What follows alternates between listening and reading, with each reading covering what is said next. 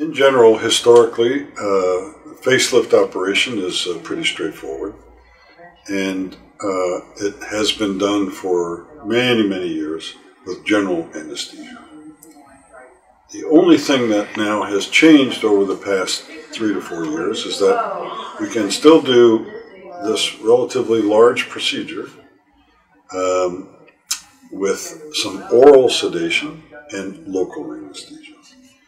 And I have, over the past 2 years or so, 3 years, been doing this for patients that are interested in not having general anesthesia. And so I have found that these patients that are done under local anesthesia, like the 2 patients that you interviewed earlier, recover faster. They don't have the after effects of general anesthesia. It is less expensive because you do not have to pay for an anesthesiologist and for a surgery center. However, it still must be safe, and that's the key. And so I have a list of 10 things of when I'm operating on someone. And the first 9 things are safety. The 10th thing, I know I can get a good result the time. Not always, but most of the time.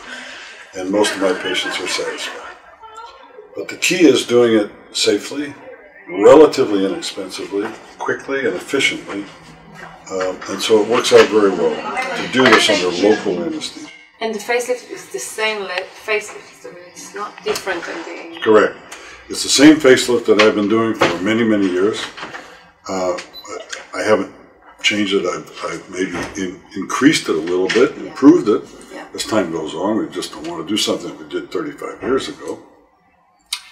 And it's just as invasive, if not a little bit more invasive.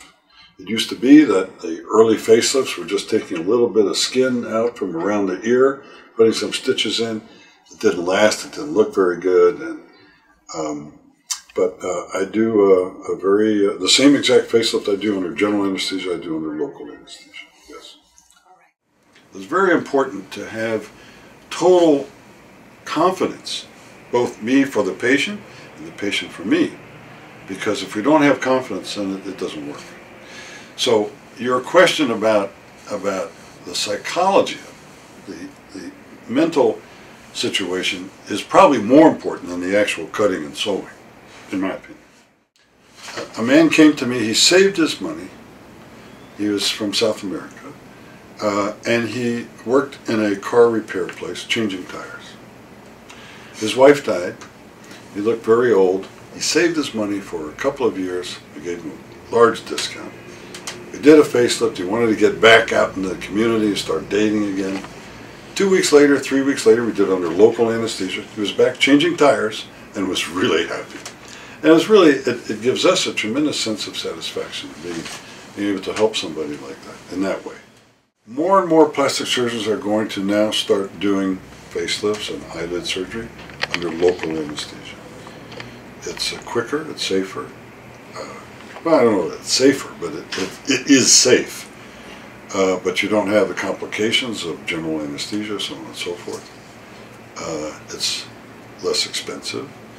And the patients have a very fast recovery rate.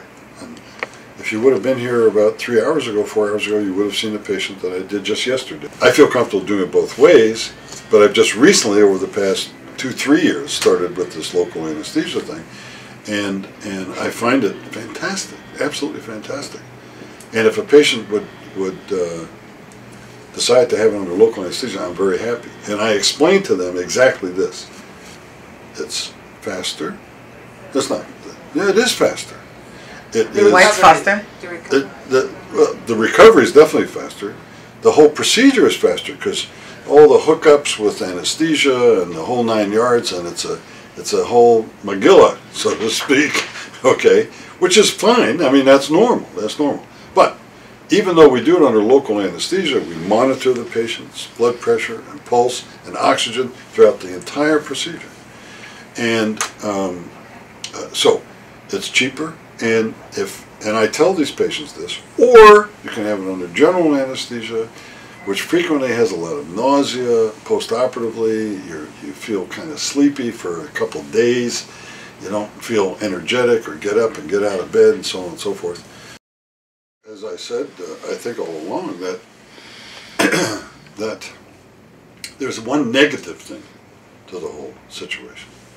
The negative thing is that anesthesiologists will be out of business. There will be less need for anesthesiologists in the private sector, because the local anesthesia is done just by a board-certified plastic surgeon who will monitor the patient throughout the entire procedure and use only oral sedation, so there's no IVs, no anything like that, and do the procedure very safely. And the patient is awake, you can talk to the patient, so on and so forth. The only reason for the oral sedation is to diminish the effects of the local anesthetic pain that lasts for 1 minute, less than a minute. It's like when you go to the dentist to get a shot for your tooth. That hurts. That really hurts. But that's like that. This is the same. It's not as painful as when you go to the dentist, in my opinion, yeah, if it's done quickly and appropriately. And so once that's done, the patient is totally numb, can be talking to you, they listen to my music, they hear my lousy jokes, or they're snoring. Either any one of those three things, or all of them at the same time. When we talk about the actual procedure of facelift, I don't have numbers to back up what I'm going to say, but it's definitely logical that when you do a facelift under general anesthesia, there are more complications. Now, what are those complications? Number one, there's the complications of anesthesia itself, nausea and so on and so forth. However, I'm very fortunate that my anesthesiologists, as I'm sure yours are also, are very experienced, and I trust my anesthesiologists tremendously, and I've used them specifically when I've operated on my own family.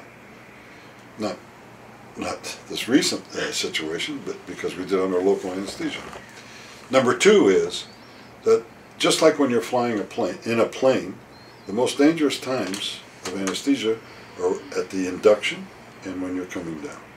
And that can be sometimes difficult and it's out of the control of it is totally under the control of the anesthesiologist.